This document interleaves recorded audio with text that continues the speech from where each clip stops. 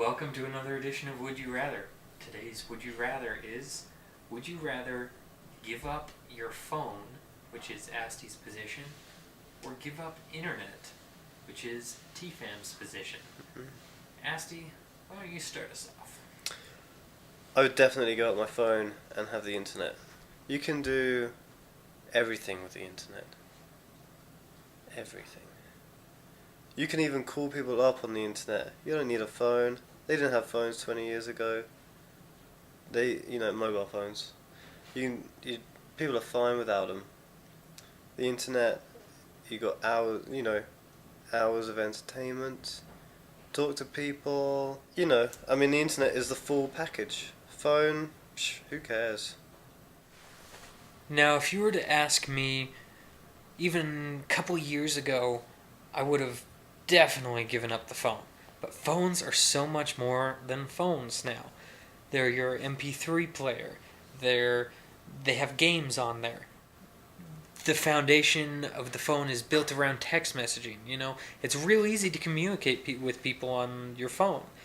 You can stay in touch that way. Everybody has a cell phone.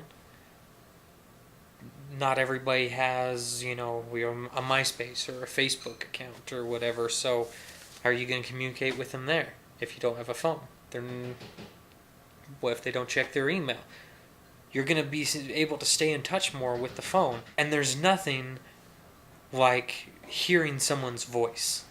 You don't get the same kind of communication by typing a message out to someone or writing on their wall.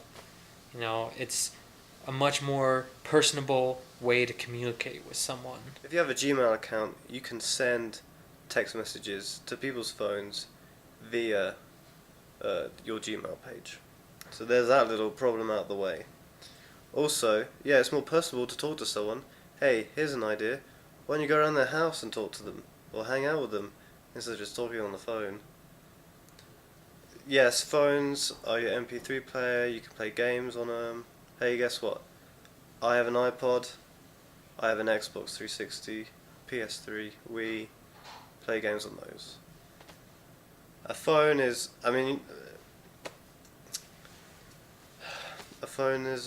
not required in today's day and age. It's a needless accessory.